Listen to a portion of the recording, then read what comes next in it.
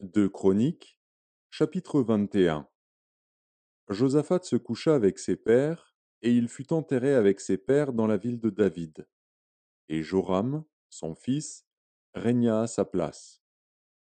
Joram avait des frères, fils de Josaphat: Azaria, Jéhiel, Zacharie, Azaria, Michaël et Shéphasia, tous fils de Josaphat, roi d'Israël.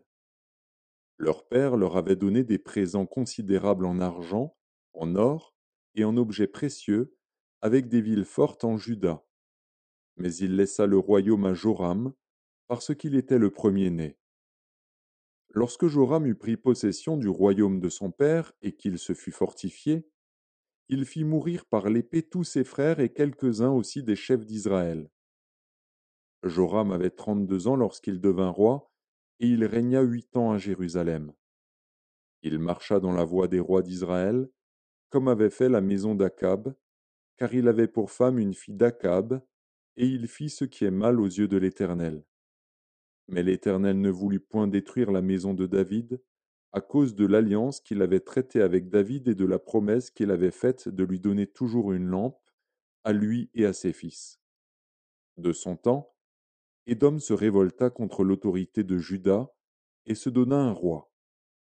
Joram partit avec ses chefs et tous ses chars. S'étant levé de nuit, il battit les Édomites qui l'entouraient et les chefs des chars. La rébellion d'Édom contre l'autorité de Juda a duré jusqu'à ce jour. Libna se révolta dans le même temps contre son autorité parce qu'il avait abandonné l'Éternel, le Dieu de ses pères. Joram fit même des hauts lieux dans les montagnes de Juda.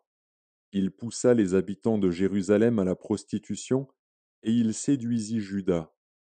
Il lui vint un écrit du prophète Élie, disant: Ainsi parle l'Éternel, le Dieu de David, ton père. Parce que tu n'as pas marché dans les voies de Josaphat, ton père, et dans les voies d'Asa, roi de Juda, mais que tu as marché dans la voie des rois d'Israël, parce que tu as entraîné à la prostitution Juda et les habitants de Jérusalem, comme l'a fait la maison d'Akab à l'égard d'Israël, et parce que tu as fait mourir tes frères, meilleurs que toi, la maison même de ton père, voici, l'Éternel frappera ton peuple d'une grande plaie, tes fils, tes femmes, et tout ce qui t'appartient. Et toi, il te frappera d'une maladie violente, d'une maladie d'entrailles, qui augmentera de jour en jour jusqu'à ce que tes entrailles sortent par la force du mal. Et l'Éternel excita contre Joram l'esprit des Philistins et des Arabes qui sont dans le voisinage des Éthiopiens.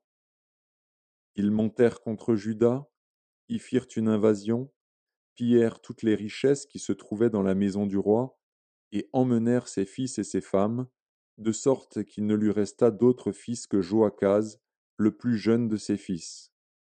Après tout cela, l'Éternel le frappa d'une maladie d'entrailles qui était sans remède. Elle augmenta de jour en jour, et sur la fin de la seconde année les entrailles de Joram sortirent par la force de son mal. Il mourut dans de violentes souffrances. Et son peuple ne brûla point de parfum en son honneur, comme il l'avait fait pour ses pères. Il avait 32 ans lorsqu'il devint roi, et il régna 8 ans à Jérusalem. Il s'en alla sans être regretté, et on l'enterra dans la ville de David, mais non dans les sépulcres des rois.